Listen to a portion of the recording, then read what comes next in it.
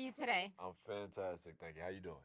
Excellent. Ooh, Super excited because I'm one of those people who read the books, nice. had an visualization of what I think Alex Cross should be.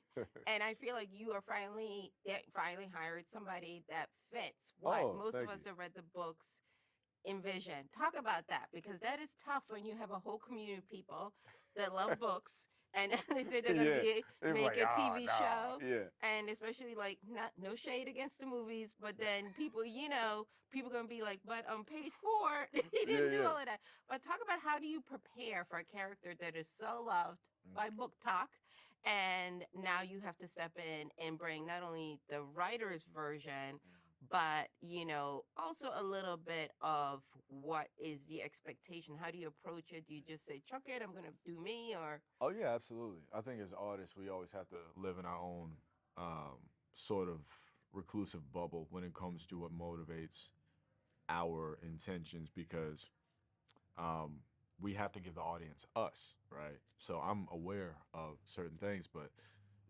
for this, just chopped it up with Ben Watkins, our showrunner. I was fully confident in his vision and his work, because he made it real easy with writing the show and really drawing out the blueprint for this character and allowing me to fill in the spots that needed to be filled in.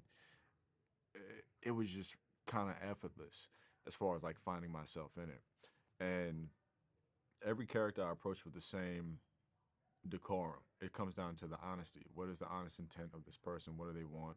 Why are they trying to get it? I don't worry about anything else outside of that. But I will say it was quite refreshing, and I'm grateful that people were like, we got, yeah, he fits. I see, because it could have been the opposite, which is something you don't want to deal with. So I'm very happy that I got support from people. I was surprised by that, and I was, refreshingly surprised. But I just kind of go at every single job the same way, which is where is the honest nature of this character, and that allows every character to be endemically different, and I feel the best way possible, but it also allows me to grow in my craft and study because I got to approach everybody based on where they're at. talk about what I mean, we're finally getting, I feel like, black men in roles like this. Obviously with Luther, Yeah. you had a little bit of something like a Frank Pimpleton Mm. in Homicide. Yeah. Talk about what it means to not only just play like handsome, but he's smart and he is innovative and he pushes boundaries in a Yeah. good way, and you get to do action, but it's a lot of it is his intellect that leads the character. Yeah. So that was the thing I loved the most. I remember reading the first like 15 pages of the script of the pilot before I met Ben years ago, and I saw that exactly. So when I saw it, I was like, "Oh, wait. You know, this is amazing," because I've been in situations before where that was not maintained because it was not in the hands of the right scribes. But when I met Ben, I had full confidence that this would continue to persist because he wraps up the elegance, the swag, the suave, the sort of the cockiness, the intelligence, and his eloquence all in the same, package. And I think it exemplifies the true nature of who and what we are on a regular basis without having to be, well, it does so in an unapologetic way. And that's the thing that really sort of seduced me about this character, because I was like, oh, we get to go ahead and be here, and it just is what it is. We don't have to explain it. And that is where I see the truth of who we are as a people. It is in the intellect.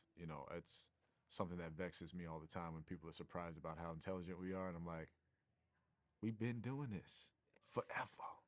We Facts, here, facts. so yeah, that's what I love the most about this. Definitely. And last, what does this mean to you? Because you've been at this for a while, and you've been doing, as I like to say, the good Lord's work, and you find you are the face of this show. Yeah. We are here to go on this journey for you. So, what does it mean, and what advice do you want to say for people that are like, when is it going to be my turn? About the process. Sure. I would say that your turn is always now.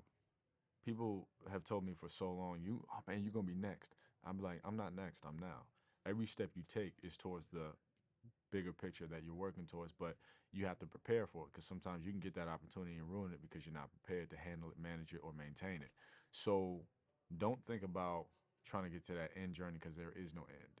You know, at first I used to think, "Ah, I want to get the leading role, and that's all I want." You get here and you realize there's a bigger picture, there's a reason for this to go further, and you have to be a steward and a student as well in your position. So for me, this particular job in my life right now drives towards purpose and intention, keeping me on a particular path to maintain who I am and try to evolve beyond that, but also understand the value and the relevance of being being a leader.